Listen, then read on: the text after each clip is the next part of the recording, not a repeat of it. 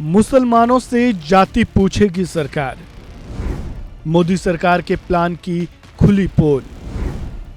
जाति पूछने के पीछे क्या है मकसद?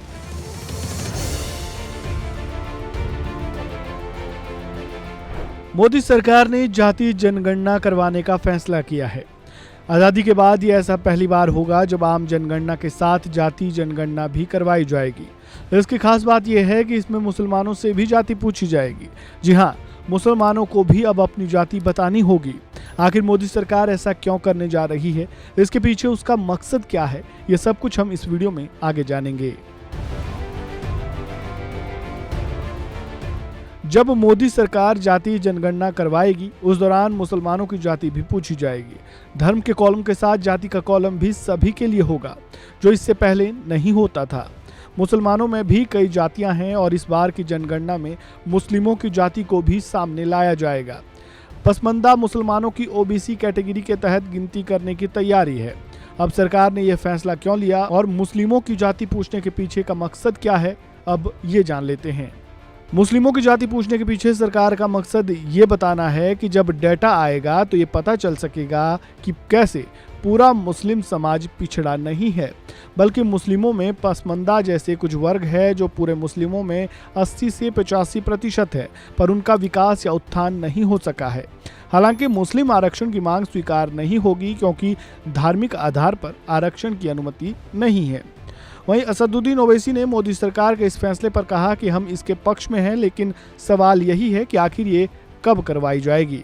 और क्या कुछ कहा वो सुनिए।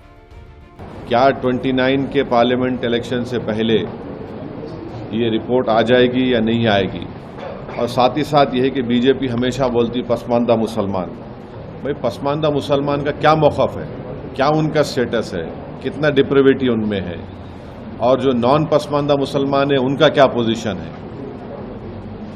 और तेलंगाना की हुकूमत जो रेवंत रेड्डी सीएम है, उन्होंने यहाँ पर कास्ट सेंसस किया, जिससे मालूम हुआ कि 56.32% तेलंगाना में बैकवर्ड कास्ट का पॉपुलेशन है। और रेजोल्यूशन भी पास हुआ कि तेलंगाना में बैकवर्ड क्लास का रेजोल्यूशन 42% होना चाहिए।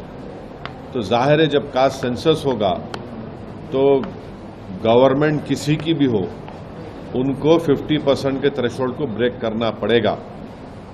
और जब कास्ट सेंसस की रिपोर्ट आएगी तो मालूम होगा कि नॉन गवर्नमेंट सेक्टर्स में भी अदर बैकवर्ड क्लास से कितना उनका डिप्रिवेशन है, तो उस बारे में भी सोचना पड़ेगा।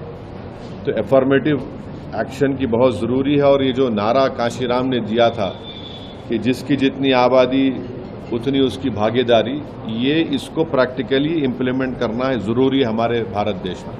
इस खबर में फिलहाल इतना ही। आपका इस पूरे मामले पर क्या कहना है, कमेंट बॉक्स में अपनी राय जरूर दें। वीडियो को लाइक करें, शेयर करें, चैनल को सब्सक्राइब करें और खबरों से जुड़े ताज़ा अपडेट के लिए बने रहें वन इंडिया हिंदी के साथ। धन्यवाद। Subscribe to One India and never miss an update.